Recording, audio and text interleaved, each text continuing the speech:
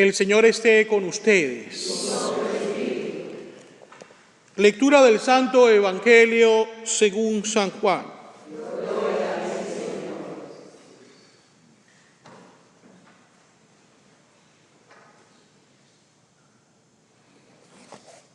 Después de la multiplicación de los panes, cuando Jesús dio de comer a 5.000 hombres, sus discípulos lo vieron caminando sobre el lago.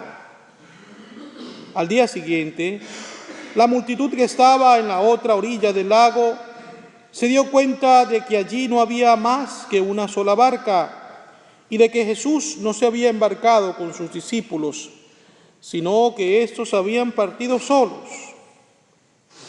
En eso llegaron otras barcas desde Tiberíades, al lugar donde la multitud había comido el pan. Cuando la gente vio que ni Jesús ni sus discípulos estaban allí, se embarcaron y fueron a Cafarnaúm para buscar a Jesús. Al encontrarlo en la otra orilla del lago, le preguntaron: «Maestro, ¿cuándo llegaste acá?» Jesús les contestó: «Yo les aseguro que ustedes no me andan buscando por haber visto señales milagrosas, sino por haber comido de aquellos panes hasta saciarse. No trabajen por ese alimento que se acaba, sino por el alimento que dura para la vida eterna y que les dará el Hijo del Hombre, porque a este el Padre Dios lo ha marcado con su sello». Ellos le dijeron: «¿Qué necesitamos para llevar a cabo las obras de Dios?» Respondió Jesús: «La obra de Dios consiste en que crean en aquel a quien Él ha enviado». Palabra del Señor.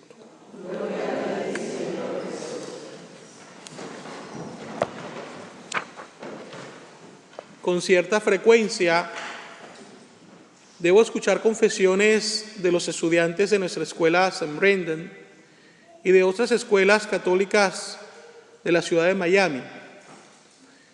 Y una cosa que me impacta y me alegra mucho es cuando encuentro entre esos jovencitos que se confiesan, algunos de ellos que se expresan muy bien, que saben expresar sus ideas, sus sentimientos, que lo hacen con un buen léxico de palabras, una buena gramática. Eso me alegra y me motiva entonces a felicitarlos por ese detalle, independientemente de los pecados. Pero siempre suelo decirles: creo que Dios te ha dado el don para hablar y para hablar bien. Así que aprovéchalo, porque por medio de esto puedes hacer mucho bien a la humanidad. Pero si a ese don natural se le une la gracia del Espíritu Santo, imagínense ustedes cuánto bien hará en favor de la iglesia, todavía mucho mayor, porque el Espíritu Santo llena de plenitud ese don y hace que la persona sea sabia y que sus palabras penetren el corazón. Hablo de esto porque precisamente hoy la primera lectura tomada de los Hechos de los Apóstoles nos presenta a un hombre que por hablar bien sufrió la muerte. Las palabras de Esteban resultaban ser tan elocuentes que no podían ser refutadas por nadie, y ante la frustración de estos decidieron entonces darle muerte. Esto no solamente le sucede a Esteban. Próximamente, con alegría, debo decirles, para mí, va a ser canonizado Óscar Romero, el obispo salvadoreño que fue asesinado mientras celebraba la misa. Entre otras cosas, él fue asesinado precisamente porque sus palabras, y simplemente sus palabras, causaban miedo en los corazones de aquellas personas a los cuales él recriminaba su pecado y sus malas acciones. Entonces, es interesante ver cómo las palabras, simplemente las palabras bien utilizadas bajo la asistencia del Espíritu Santo, pueden llegar a ser, podríamos decir, un arma para combatir el mal, para desnudar la mentira. Pero esto conlleva, repito, el arriesgar nuestras propias vidas. Pero es mejor ser fiel a Dios que a los hombres. Y es por eso que debemos perseverar en la misión que Dios nos encomienda, de hablar con la verdad, sin temor a los que matan el cuerpo, más bien teniendo temor de que sea el alma en la que muera en nosotros. Tomemos pues el ejemplo de Esteban, apeguémonos a la verdad y cumplamos de la mejor manera posible la misión que Dios nos encomienda. El Evangelio, por su parte, nos presenta lo que sucede después de que Jesús multiplica los panes y los peces. Las personas comienzan a buscar a Jesús desesperadamente, pero es interesante que Jesús les dice, finalmente, cuando lo encuentran: yo les aseguro que ustedes no me andan buscando por haber visto señales milagrosas, sino por haber comido de aquellos panes hasta saciarse. No trabajen por ese alimento que se acaba, sino por el alimento que dura para la vida eterna. Las personas no buscaban en Jesús al Mesías, buscaban a un panadero, buscaban a alguien que sació sus estómagos, y esa era la necesidad inmediata que tenían, pero no podían ver más allá de lo que realmente Jesús era: el Mesías, el ungido, el Hijo del Dios vivo, el que viene a liberarnos no solamente, como se pensaba en ese tiempo, de la opresión del Imperio Romano, sino liberarnos del pecado y de la muerte, para que podamos vivir en Él, en libertad. Ese es Jesús. Y fíjense que es muy importante que, si nosotros nos llamamos cristianos, tengamos la idea clara de quién es Jesús, cuál es la función, la misión de Jesús. Porque podemos muchas veces llegar a cometer el error de minimizar la identidad del Señor y de verlo simplemente como un buen hombre, cuando realmente no es así. Él es hombre verdadero, Dios verdadero, el Mesías, nuestro Redentor, nuestro Salvador.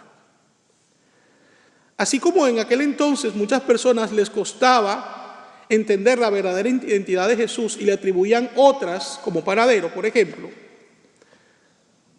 hoy nos encontramos ante muchos retos y desafíos en nuestra sociedad actual. Y la frustración muchas veces nos puede llevar a querer atribuirle identidad a las personas que realmente no tienen. Y para esto quisiera hablar un poquito de política.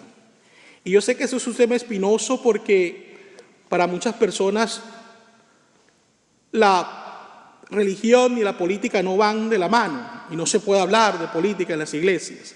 Yo quiero aclarar algo muy bien.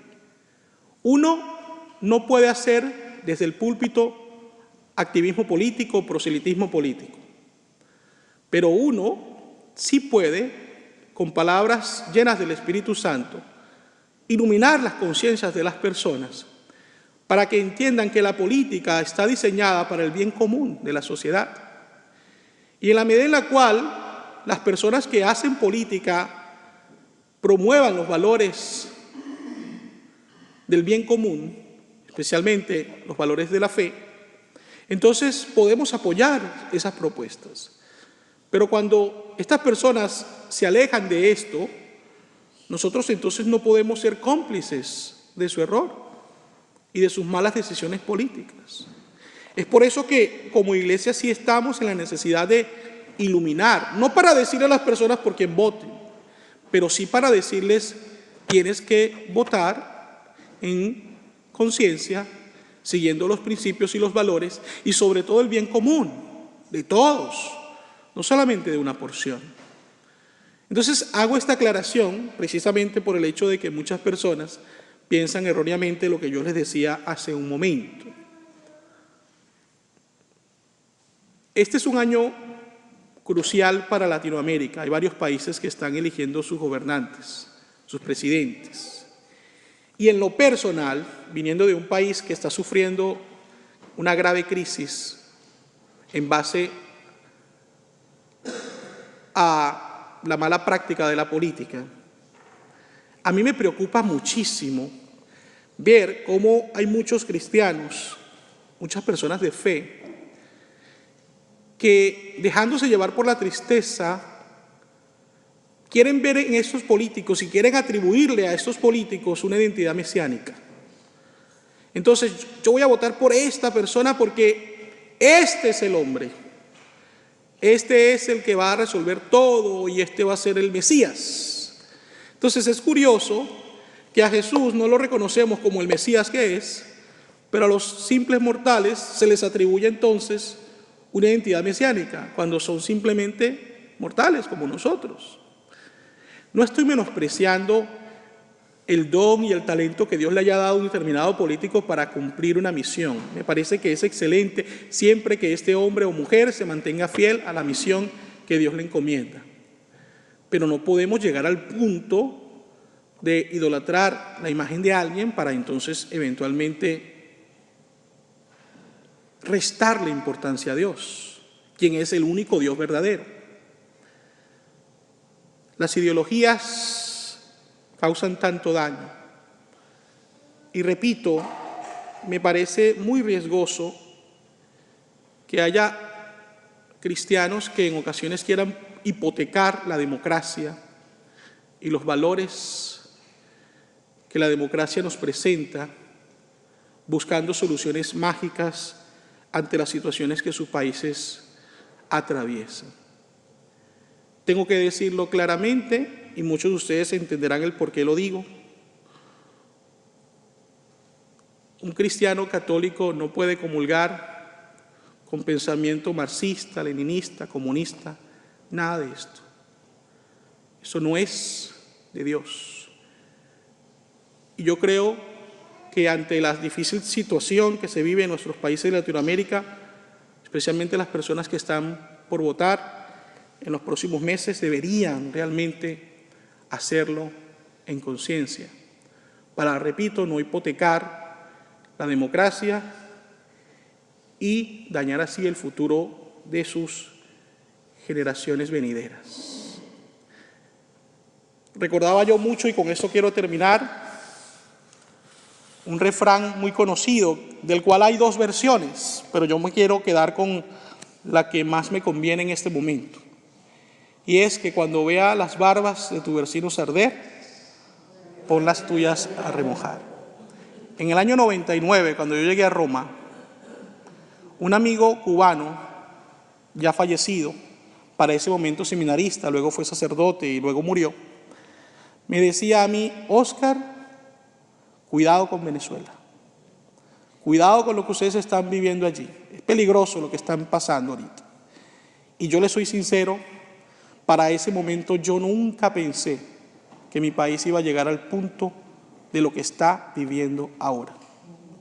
Por eso, siendo ustedes muchos de Cuba que ya pasaron por esto y nos enseñaron, pero no entendimos, me preocupa grandemente que países hermanos hoy estén corriendo el mismo riesgo, porque uno no quiere que las demás personas sufran. Pidámosle al Señor, queridos hermanos y hermanas, para que Él ilumine los corazones de aquellas personas habitantes de estos países, para que, repito, voten en conciencia, sabiendo siempre que hay un único Dios verdadero y que la política, siempre que vaya dirigida para el bien común y se apegue a los valores, tiene que ser promovida y apoyada.